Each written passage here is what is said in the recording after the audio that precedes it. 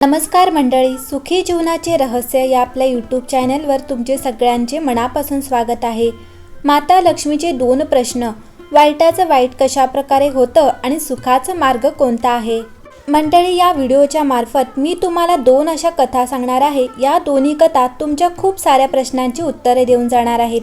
तुमच्या मनातील खूप साऱ्या शंकांचं निरसन या 2 कथा करणार आहेत. खूप वेळा काय होतं, जे वाईट लोक असतात त्यांच्यासोबत चांगलं होतं आणि जे चांगलं लोक असतात त्यांच्यासोबत वाईट होत असतं. तेव्हा आपण देवाला दोष देऊ लागतो. आपण म्हणतो की देवाच्या दारात नेहमीच अन्याय का असतो? देवाने वाईट सोबत तर चांगलं केलं, परंतु चांगल्यासोबत वाईट का केलं? आपण सुद्धा पाहिलं असेलच की जे लोक वाईट वागतात ते समृद्ध होऊ लागतात, परंतु जे लोक चांगले वागतात त्यांची मात्र प्रगती होत नाही. मग असं का बरं होतं? देव असं का वागतो? देव वाईट सोबत चांगलं का करतो? तर मंडळी, तुमच्या या प्रश्नाचे उत्तर या व्हिडिओमध्ये नक्कीच तुम्हाला मिळणार आहे. एकदा माता लक्ष्मीने भगवान नारायणाला प्रश्न केला होता की हे भगवान, वाईटाचं वाईट कशा प्रकारे होतं आणि सुखी राहण्यासाठी कोणता मार्ग निवडावा? लोक तर म्हणतात की तुम्ही जो वाईट वागतो त्याचं नेहमी वाईट करता आणि जो चांगलं वागतो त्याच्यासोबत नेहमी चांगले वागता. परंतु असं उलट का घडत आहे? तेव्हा भगवंत हसून म्हणाले, देवी, माझ्या लीलेला समजणं खूप अवघड आहे. चल, मी तुला पृथ्वी लोकावर घेऊन जातो. तिकडे गेल्यावर तुला सर्व काही अगदी स्पष्टपणे समजून येईल. मंडळी, माता लक्ष्मी आणि भगवान नारायण एका गरीब जोडप्याचं रूप धारण करतात आणि एका श्रीमंत माणसाच्या घरी जातात. संध्याकाळची वेळ होती आणि सूर्यास्त होणार होता. भगवान नारायणाने त्या माणसाला विचारलं की आम्ही तुमच्या घरी राहू शकतो का? तेव्हा त्या श्रीमंत माणसाने त्यांना त्यांच्या घरात राहू तर दिलं, परंतु तो माणूस खूपच असभ्य होता. त्याने लक्ष्मी नारायणाला घरात थांबण्यासाठी जागा तर दिली, परंतु ज्या खोल्यांमध्ये पाहुणे लोक राहायचे त्या खोल्यांमध्ये राहण्यास त्यांनी लक्ष्मी नारायणाला मनाई केली. त्याचबरोबर त्या श्रीमंत माणसाने लक्ष्मी नारायणाला जेवणासाठी सुद्धा विचारले नाही. त्यांनी त्यांना एक अडगळीची खोली राहण्यासाठी दिली. त्या अडगळीच्या खोलीत लक्ष्मी नारायण राहिले. त्याच अडगळीच्या खोलीत लक्ष्मी नारायणांनी त्यांचं अंथरूण टाकलं. भगवान नारायणांनी जर ठरवलं असतं तर त्या अडगळीच्या खोलीला सुद्धा त्यांनी राजमहल बनवून टाकलं असतं, परंतु त्यांना तर माता लक्ष्मीच्या शंकेचं निरसन करायचं होतं आणि म्हणूनच ते त्या लादीवर झोपी गेले. काही वेळानंतर भगवान नारायणांना त्या खोलीच्या भिंतीमध्ये एक छिद्र दिसले. भगवान नारायण यांनी त्या छिद्राला ठीक केलं. माता लक्ष्मीला ही गोष्ट आवडली नाही. ती म्हणू लागली, हे भगवंत, तुम्ही हे काय केलं? या दुष्ट, असभ्य आणि कंजूस माणसाच्या भिंतीला तुम्ही ठीक का केलं, ज्याने आपल्याला पाहुण्यांच्या खोलीत न थांबवता या अडगळीच्या खोलीत थांबवलं आहे, ज्याने आपल्याला साधं जेवणाबद्दल सुद्धा विचारलं नाही? जर तुम्हाला मदतच करायची होती तर एखाद्या गरीबाची करायची, या श्रीमंत कंजूस माणसाची का मदत केली? तेव्हा भगवान नारायण म्हणतात, हे देवी, काही गोष्टी जशा दिसतात तशा त्या नसतात. आपण या माणसाजवळ थांबलोय म्हणजे इतकं करणं तर आपलं कर्तव्यच आहे. त्याची ही भिंत इथं तुटली होती, तिला मी ठीक केलं आहे, याच्यामध्ये वाईट काय आहे? मंडळी, माता लक्ष्मी रात्रभर त्या माणसाला वाईट साईड बोलत होती. सकाळ झाली तसे ते दोघेही ते घर सोडून पुढच्या वाटेला लागले. पुन्हा संध्याकाळ झाली आणि माता लक्ष्मी आणि भगवान नारायण हे एका गरीब माणसाच्या घरी थांबले. ते घर एका गरीब शेतकऱ्याचं होतं. शेतकरी आणि त्याच्या बायकोने पाहिलं की कोणीतरी अनोळखी त्यांच्या घरी आले आहेत, तर त्यांना पाहून त्यांनी त्या अनोळखी जोडप्याचं खूप चांगल्या पद्धतीनं स्वागत केलं. त्यांच्याकडे जे काही जेवण होतं ते त्यांनी माता लक्ष्मी आणि भगवान नारायण यांना दिलं. जेव्हा झोपण्याची वेळ आली तेव्हा शेतकऱ्याने त्याची चारपाई आणि अंथरूण माता लक्ष्मी आणि भगवान नारायण यांना दिलं. त्या बिचाऱ्या शेतकऱ्याच्या घरात एकच चारपाई आणि एकच अंथरूण होतं. शेतकरी आणि त्याची बायको जमिनीवर झोपले. माता लक्ष्मी त्या शेतकऱ्याचा पाहुणचार पाहून खूपच प्रसन्न झाली. त्यांनी पूर्ण रात्र शांततेने घालवली. सकाळी जेव्हा ते उठले तेव्हा त्यांना दिसलं की शेतकरी व त्याची बायको रडत आहेत. त्यांची गाय मेली होती. हे पाहून माता लक्ष्मीला खूपच वाईट वाटलं. माता लक्ष्मी विचार करू लागली की किती चांगली माणसं आहेत. त्यांचं घर या गायीच्या दुधावरच चालत होतं आणि ती सुद्धा आता मेली आहे. आता माता लक्ष्मी देवावर खूप जास्त नाराज झाली आणि बोलू लागली, तुम्ही हे काय केलं? या गरीब शेतकऱ्याची गाय का मारलीत? याने आपल्याला राहण्यासाठी आसरा दिला होता आणि स्वतः मात्र जमिनीवर झोपले होते. आपल्याला 4 पायीवर झोपवलं.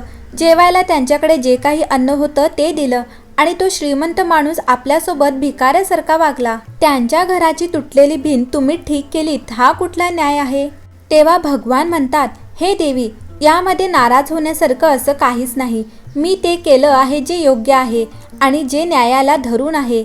जेव्हा आपण ते श्रीमंत माणसाच्या घरी त्या अडगळीच्या खोलीत राहिलो होतो तेव्हा मला त्याची एक वागणूक आवडली नव्हती आणि म्हणूनच मी त्याच्या भिंतीला असलेले ते छिद्र बंद केले.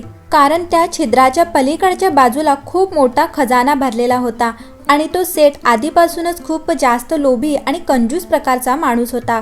जर मी त्या छिद्राला बंद केलं नसतं तर त्या खजानावर कधीतरी त्याची नजर पडली असती आणि तो खजाना मिळाल्यावर तो आणखीनच जास्त मालामाल झाला असता. आणि राहिला प्रश्न त्या शेतकऱ्याच्या गाय मारण्याचा, तर त्याची गाय ही माझ्या इच्छेनेच मेली आहे. खरं तर आजच्या रात्री त्या शेतकऱ्याची बायको मरणार होती. देवदूत तिला नेण्यासाठी आले होते. मी शेतकऱ्याची बायको आणि शेतकऱ्याचं वागणूक पाहून त्या देवदूतांना सांगितलं की तुम्ही शेतकऱ्याच्या बायकोला नेऊ नका, तर त्या गायीला न्या, कारण मला त्या गायीचा देखील उद्धार करायचा होता. आपण सायंकाळी त्या गायीचे दूध प्यायलं होतो, त्यामुळे त्या गायीचा उद्धार झाला होता. ती गाय आता पशुयोनीला त्यागून वैकुंठामध्ये एक देवी बनून आपल्या सोबत राहणार आहे. त्या अडगळीच्या खोलीच्या मागे जो खजाना आहे तो काही दिवसानंतर या शेतकऱ्याला मिळणार आहे, जेव्हा हा शेतकरी त्या श्रीमंत माणसाच्या घरी मोलमजुरी करण्यासाठी जाईल. देवाचं हे बोलणं माता लक्ष्मीला अगदी व्यवस्थित समजलं होतं. भगवान सगळ्यांसोबतच न्याय करत असतो. काही काम जसे दिसतात खरं ते तसे नसतात. ते दिसायला खूप जरी विचित्र असले तरी त्यांचा परिणाम हा खूप चांगला असतो. आता वेळ होती माता लक्ष्मीच्या दुसऱ्या प्रश्नाची की सुखाचा योग्य मार्ग कोणता आहे. भगवान माता लक्ष्मीला सांगतात, हे देवी, पृथ्वीवर जंगलामध्ये एक बिना पायाचा कोल्हा राहत होता. पाय नसल्यामुळे तो इकडे तिकडे जाऊन त्याचं स्वतःचं अन्न सुद्धा मिळवू शकत नव्हता. तो पूर्ण दिवस झाडाझुडपांमध्ये बसून राहायचा. आता इथे असा प्रश्न येतो की जर तो अन्न मिळू शकत नव्हता मग तो जिवंत कसा राहिला होता? तर यासाठी सुद्धा मी त्याची व्यवस्था केली होती. एक सिंह रोज शिकार करून यायचा आणि त्याच्या खाल्ल्यानंतर जे काही वाचायचं ते त्या झाडीत ठेवायचा आणि तेच मांस खाऊन तो कोल्हा जिवंत होता. आता मी तुम्हाला त्या मूर्ख माणसाच्या मूर्खतेबद्दल सांगतो की जे त्यांच्या स्वतःच्याच कर्मामुळे आयुष्यात दुःखी असतात. एके दिवशी त्या जंगलात एक लाकूड तोडण्यासाठी आला. त्याने जेव्हा त्या बिना पायाच्या कोल्ह्याला पाहिलं तेव्हा तो विचार करू लागला की हा कोल्हा चालून फिरून त्याचा शिकार करण्यात असमर्थ आहे. मग ह्याला जेवण कुठून बरं मिळत असेल? हा जिवंत कसा काय राहिला? तो लाकूड तोडा या झाडावर चढून हे रहस्य जाणून घेण्यासाठी त्या झाडावरच बसून राहिला. थोड्या वेळानंतर सिंह एका हरिणीचा शिकार घेऊन आला आणि त्या झाडाच्या इथेच बसून ते खाऊ लागला. खाता खाता त्याचं जेव्हा पोट भरलं तेव्हा तो ते मांस त्या झाडाजवळ सोडून निघून गेला. सिंहाच्या जाण्यानंतर राहिलेलं मांस कोल्हा खाऊ लागला. हे सर्व पाहून लाकूड तोडा बोलू लागला, प्रभू, तुझी लीला अपार आहे. तू जर या कोल्ह्याची एवढी काळजी करतोस मग माझ्याकडे दुर्लक्ष का करतोस? मी तरी आता ही लाकडं तोडण्यासाठी जंगलात काय येऊ? माझ्यासाठीही जेवणाची व्यवस्था तुम्ही माझ्या घरीच करा. मी सुद्धा आता घरी आराम करेन. जेवण तर तुम्ही पाठवूनच द्याल. एवढे बोलून तो लाकूड तोड्या आरामात घरी जाऊन आराम करू लागला. पूर्ण एक दिवस झाला परंतु कुठूनही अन्न आलं नाही. दुसरा दिवसही झाला तरी सुद्धा कुठूनही अन्न आलं नाही. खूप दिवस असेच गेले परंतु अन्न आलं नाही. त्याचं शरीर सुकून सर्व बरगड्या दिसू लागल्या होत्या. त्याची प्राणशक्ती क्षीण होऊ लागली होती. एके दिवशी एक आकाशवाणी होते, हे मूर्ख माणसा, मी तुला हात पाय बुद्धी हे सर्व काही दिलं आहे, मग तू का उपाशी मरतोस? स्वतःचं अन्न कमवण्यासाठी का जात नाही? लाकूड तोड्या बोलू लागला, जर कोल्ह्याला घर बसल्या जेवण मिळू शकतं मग मला का नाही? तेव्हा आवाज येतो, हे मूर्ख माणसा, तू कोल्ह्याला पाहिलं परंतु सिंहाला नाही पाहिलं, जो किती मेहनत करून अन्न कमवून आणत आहे, ज्याने किती मेहनत करून अन्न कमवून आणलं होतं. तू सुद्धा त्या सिंहासारखी मेहनत करून स्वतःचं अन्न कमवू शकत होतास. मंडळी, हीच कमी आहे बुद्धिहीन माणसांकडे, जे त्या लाकूड तोड्यासारखं विचार करतात आणि दुःखी राहतात.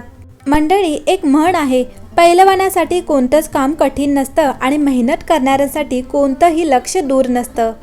तसेच विद्वानाला कोणतीही जागा अनोळखी नसते, गोड बोलणाऱ्याला कोणीही अनोळखी नसतो असे म्हणतात. आळशी नशिबावर अवलंबून असणाऱ्या माणसाकडे लक्ष्मी त्याचप्रमाणे येत नाही, ज्याप्रमाणे मध्यधुंद असणाऱ्या एखाद्या म्हाताऱ्या माणसाला पाहून सुंदर स्त्री पळून जाते. मंडळी, आशा करते तुम्हाला ही कथा आवडली असेल. मंडळी, ही कथा आवडली असेल तर व्हिडिओला लाईक करायला विसरू नका आणि कमेंटमध्ये जय माता लक्ष्मी लिहायला अजिबात विसरू नका, जेणेकरून माता लक्ष्मीचा आशीर्वाद सदैव तुमच्या पाठीशी राहील. भेटूया पुढच्या व्हिडिओमध्ये अशाच एका नवीन चर्चेसह. तुमचे सर्वांचे मनपूर्वक आभार.